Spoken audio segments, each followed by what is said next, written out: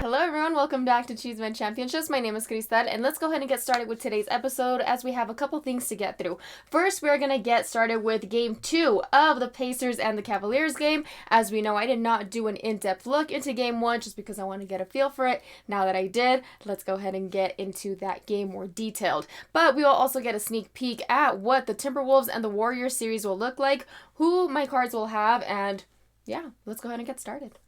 Okay, so we'll go ahead and get a nice in-game overview over the Cavaliers and Pacers. If we saw that game, we saw that the Cavaliers were doing rather well, but then the Pacers came back, and then they continue to have that rhythm and that momentum, and they continue to have that answer for the Cavaliers and ended up taking that game. I did want to say that if you didn't watch my previous video, please know that I did switch decks. So I have my Santa Muerte deck, and I have my Moon Oracle deck. So brand new decks for this new round. So we just wanted to kind of like change the vibes of it and everything. So we're gonna go ahead and look into the first quarter of the Pacers and the Cavs. When I did the series reading for these cards, my cards have the Pacers taking it.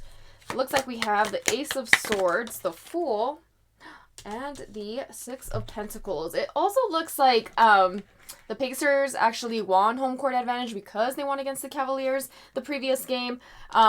And I am already seeing that they start off the game pretty hot.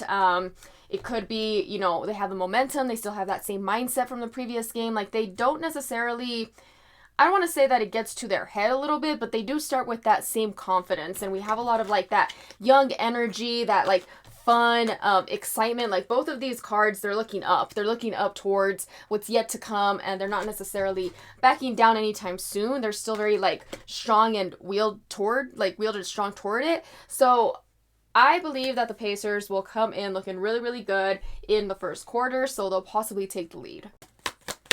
Do the Cavs have an answer? We have the Eight of Swords. I don't know if they'll have an answer. Oh my god. The Six of Swords and the Page of Wands. Okay. There's some hope here for Cavs fans, you know? Someone could end up stepping up out of nowhere. They really, like, take that initiative because the Pacers' energy doesn't seem to be dwindling down anytime soon. If anything, it seems like they lock in a little bit more. There could be a chance that they might let some of the airheadness and cockiness from the first quarter lead into the second quarter, which is what helps the Cavaliers kind of gain a little bit of more momentum. I wouldn't necessarily say they get a lead, but they do end up making some kind of a stance in here that kind of like shakes up the Pacers' energy a little bit. So I do see like kind of them a little bit in their head, a little bit again of that stubbornness, a little bit of that cockiness right there, but still there is a battle. Like, they're not gonna back down easily. Okay, after halftime, oh my god, we have the Six of Cups, the Six of Swords. Oh, two of these guys came out. Santa Muerte and the Page of Cups. Whoa. I'm sensing the similar red here from the second quarter, from the player that was kind of like noticeably starting to step up.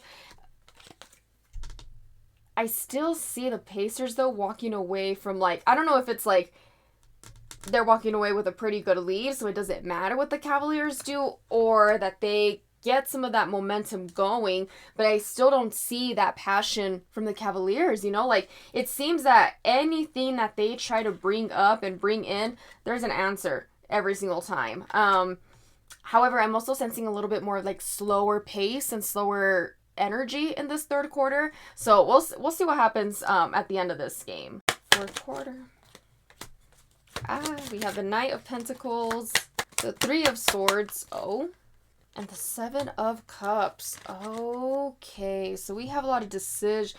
It is possible that last minute there could be like a mistake given by an important player. I'm getting Pacers mess up in the fourth quarter. Like, they again, like, I do see the energy that they had in the second quarter with that cockiness and like getting way too ahead of themselves, comes back in the fourth quarter and kind of bites them in the ass. And the reason why I'm saying that too is because of the Three of Swords. That necessarily means like backstabbing and just kind of like things not going the way that you had hoped, especially when things were going already so well. So there's maybe a choice or a decision that happens that really just messes up the trajectory of what the Pacers were doing. So I think that the Cavaliers actually come back and end up winning this game. So they end up tying the series today. But let's go ahead and clarify with our Moon Oracle deck. Step out of your comfort zone. Okay, so it's possible that someone from the Cavs who hasn't done anything, especially who didn't do so well in the first game, I'm getting Max Strus for some reason, could possibly come in and have an actual stellar game and be the voice of reason or the teammate that really like steps up and like gets everyone else going and gets them into their momentum. So my cards have the Cavaliers winning the game today. Okay, and the next thing that we're going to do is just get a sneak peek on the Timberwolves and the Warriors series. We're not going to go into, detail about the game that's going to happen tonight. I'm very excited to watch it, but we're just going to kind of see a glimpse of what the cards have for the series. I'm not going to also use my Moon Oracle deck. I'm going to wait to do that until the next time that we go more in depth. I'm just going to pull 3 cards from this one to just give me an overall, vibe and like energy regarding these series. Kind of crazy that the Warriors came back and freaking won that series, huh? Against the Rockets. That was crazy.